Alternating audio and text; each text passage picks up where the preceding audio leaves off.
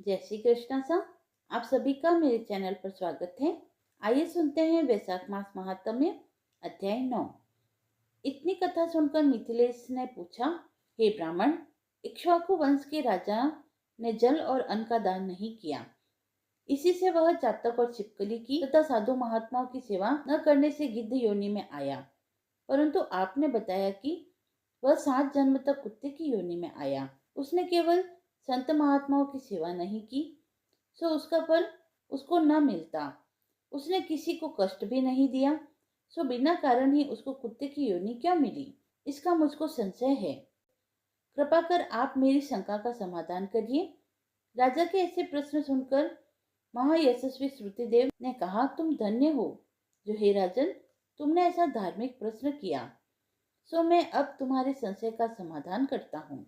यह वार्ता शिवजी ने कैलाश पर्वत पर माता पार्वती से की थी।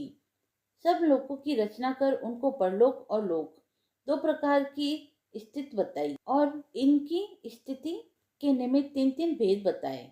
जल सेवा, अन्न सेवा और औषधि सेवा, ये तीनों इस लोक की स्थिति के हेतु है, तथा साधु सेवा, विष्णु पूजा और धर्म, यह तीनों पारलौक स्थितियों के हेतु है। जैसे ऐहिक कर्म से धन संपत्ति आदि प्राप्त हो सकती है, वैसे ही पारलौकिक क्रियाएं कभी कभी दुख का कारण भी हो जाती हैं। जैसे यहाँ पर एक पुराना इतिहास है। एक समय दक्ष प्रजापति महादेव जी को यज्ञ में बुलाने के लिए कैलाश पर गए। तब उनको आए देखकर महादेव जी खड़े नहीं हुए, क्योंकि शिवजी ने सोचा कि मैं सनातन हूँ और सब देवता यज्ञ का भाग लेने वाले सेवक के समान हैं। इसीलिए स्वामी का सेवक के आने पर, पति का पत्नी के आने पर, गुरु का शिष्य के आने पर उठना आवश्यक नहीं है। यही सब शास्त्रों का मत है। जिसमें बल, दान, तप और शांति अधिक रहती है, वही गुरु है। जो स्वामी अपने सेवकों के लिए उठते हैं, उनकी आयु, धन और यश तत्काल नष्ट हो जाते हैं। इसीलिए यह मेरा प्रिय ससुर है।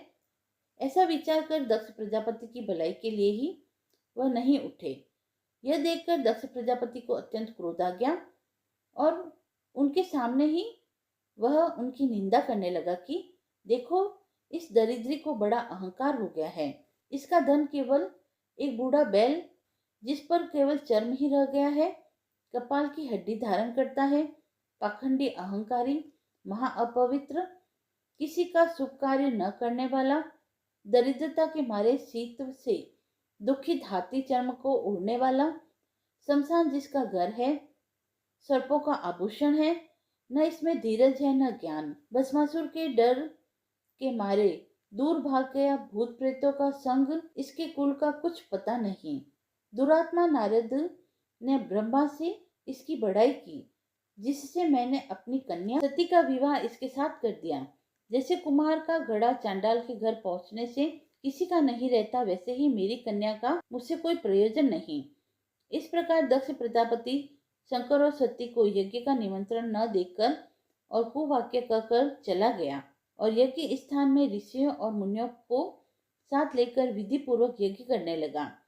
इस यज्ञ में ब्रह्मा और विष्णु भी नहीं आए, परंतु सिद्ध, चारण, गंधर्व, यज्ञ, राक्षस, किन्नर और सब देवता यज्ञ में आए। सती को यह लालसा उत्पन्न हुई कि किसी प्रकार यज्ञ का उत्सव देखूं और अपने संबंधियों से मिलूं। महादेव जी के रोकने पर भी वह न मानी और जाने का निश्चय किया।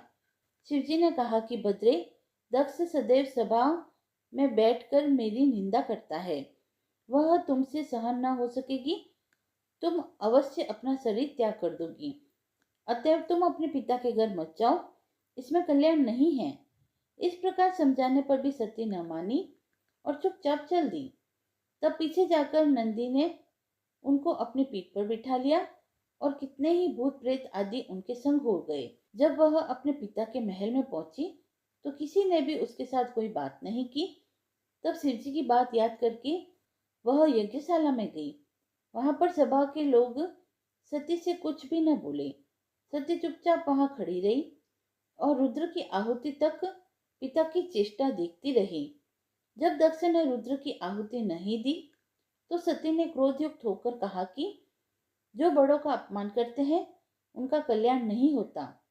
तुमने सारे जगत के रचयिता अविनाशी रुद्र को आहुति नहीं दी। यहाँ जितने ऋषि मुनि महात्मा एकत्र हुए हैं, इन्होंने तुमको सद्बुद्धि नहीं दी। ऐसा प्रतीत होता है कि विधाता तुम्हारे साथ इनके भी प्रतिकूल है। जब सत्य यह वचन कह रही थी तो पूषा देवता मुंह फाड़कर हंसने लगे और कर्महीन भृगु दाढ़ी और मूछ फड़फड़ाने लगे। दक्ष निंदा करने लगा। यह सब बातें देखकर सती को अत्यंत क्रोध आ गया और वह पति की निंदा सुनकर प्रायश्चित के रूप में सबके देखते देखते हवन कुंड में कूद पड़ी। सती के गिरते ही हाहाकार मच गया। शिवजी के गण भागकर शिवजी के पास आए और सारी कथा सुनाई। महादेव जी ने कालांतर रूप हो क्रोध से अपनी जटा उखाड़कर पृथ्वी पर दे मारी, जिससे बड़ा बलवान महाकाय वीरभद्र उत्पन्न हुआ। तब शिवजी ने उसको आज्ञा दी कि मेरे निंदक यक्ष का नाश कर दो, जिसके कारण सती को शरीर त्यागना पड़ा। महादेव जी की आज्ञा पाकर सहस्त्र भुजाओं वाला और यमराज के सदस्य वह वीरभद्र यज्ञशाला में पहुंचा और देवता असुर मनुष्य आदि जो भी यज्ञ में उपस्थित थे सबको मारने लगा और भृगु की दाढ़ी मूछ उखाड़ दी। जिसने जो अंग फड़काया था, वीरभद्र ने उसका वही अंग उखाड़कर फेंक दिया।